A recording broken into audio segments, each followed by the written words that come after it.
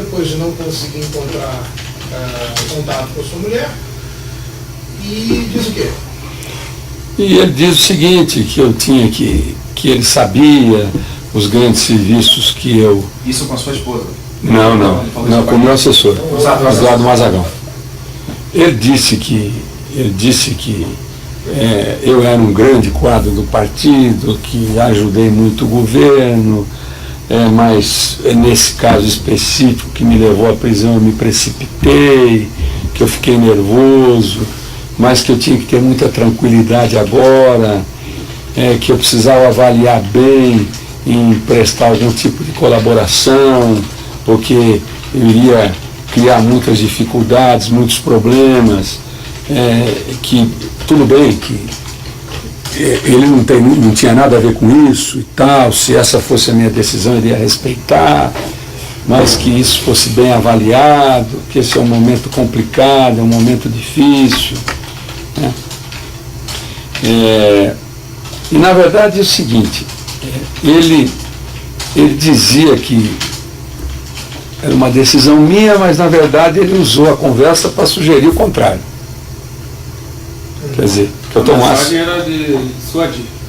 Dissuadir, ou seja, mandar uma mensagem para mim, através do meu assessor, dizendo, ó, fala para o Delcídio não inventar moda de Ministério Público, de colaboração, de nada.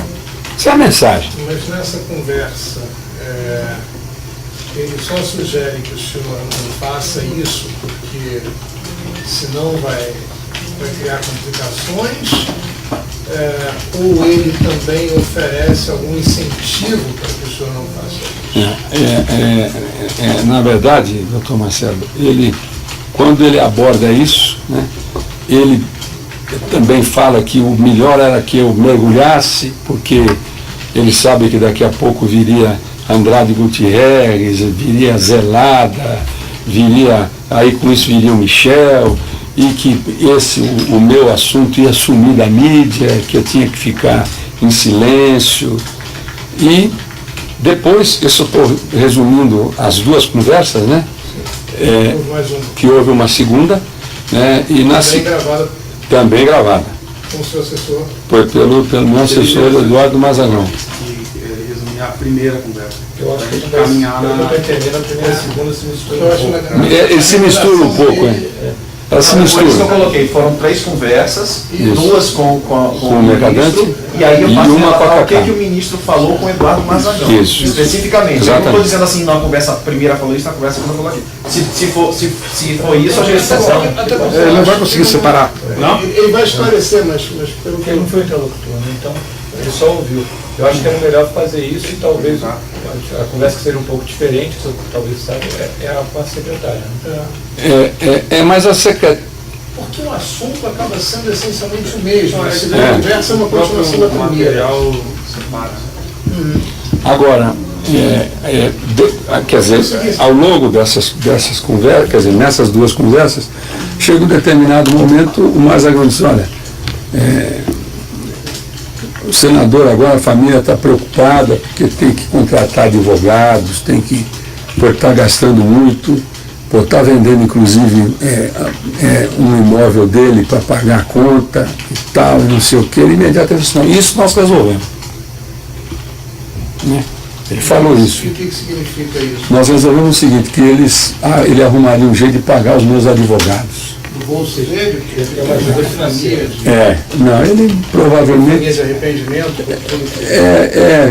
Muito provavelmente, né? Ele ficou muito sensibilizado com a minha... Mas, enfim, sarcasmo à parte, o que o senhor acha, o que o senhor percebe, não o que o senhor acha, né? Mas pelo que o senhor descreve, não havia uma relação de proximidade entre os senhores suficiente para que ele fizesse isso por iniciativa pessoal, mesmo ainda por dispêndio pessoal. Sem dúvida. Está correto? Está absolutamente correto. Ele fez isso porque o Aloysio, apesar de ter saído da Casa Civil, é uma das poucas pessoas que tem a confiança da presidente Dilma. E ele, sem dúvida nenhuma, ele tentou a aproximação com a minha família e depois com o próprio Mazagão, porque ele foi orientado para isso. Tanto é que, num dos diálogos, ele diz assim: você sabe, Mazarão, se a Dilma tiver que descer a rampa do Planalto sozinha, eu vou estar do lado dela. Ou seja, sutilmente o seguinte: eu sou o cara, eu sou a pessoa de confiança dela e, portanto, você entenda a minha mensagem. Eu não estou falando aqui sozinho e isoladamente. Eu tenho um respaldo para o que eu estou falando. Então, foi basicamente isso. Se fosse a iniciativa dele, ele era capaz de estar até agora orando para ver se eu me acabasse em algum lugar aí. Então, ele foi um emissário mandado pela presidente Dilma, pelo governo. Pelo governo, e entendo que, até pela maneira como ele abordou, e como ele é uma pessoa de confiança da presidente Dilma, eu não tenho dúvida nenhuma que ele chamou atendendo a uma convocação dela. Clareça, por gentileza, senador, um pouco mais esse ponto. O principal vetor de relacionamento político do ministro Aloysio Mercadante é a presidente Dilma? Sem dúvida nenhuma. E eu posso até, eu me lembro bem, doutor Marcelo, quando foi feita a reforma ministerial, eu tive uma conversa com o presidente sobre a eventual saída dele da Casa Civil. Só antes de primeiro, qual foi o principal vetor? O quê? De relacionamento político.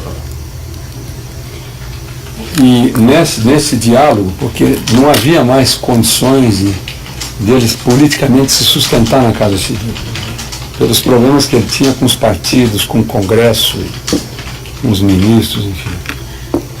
Pela primeira vez eu senti nitidamente que a presidente só tomou essa decisão porque não tinha jeito.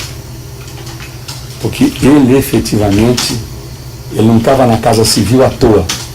Ele estava na Casa Civil porque ele era o homem de confiança dela, inegavelmente. E segue sendo? Continua sendo. Esse é um exemplo típico e a gente percebe que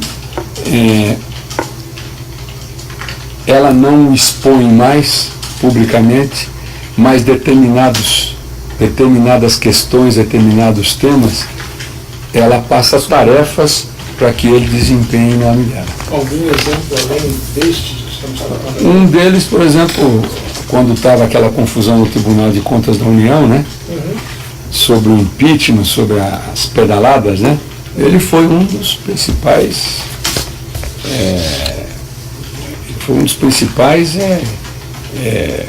players dessa operação com relação às pedaladas, né? Nos tribunais superiores também ele algumas vezes recebeu missões para conversar com os ministros, também em situações relacionadas com impeachment, né? Então, a posição hoje dele é de não se ter uma expulsão pública grande, mas ele tem exercido tarefas nobres na mão da presidente. Isso é inegável. Me parece até que tem uma situação na fita, interessante, se não me falha a memória, que ele diz que está meio queimado com o PT. Que ele fala, no governo, é verdade. Ele vai ser, no governo, eu ajudo. No PT eu já não tenho mais a mesma relação que tinha. Mas ele fala isso.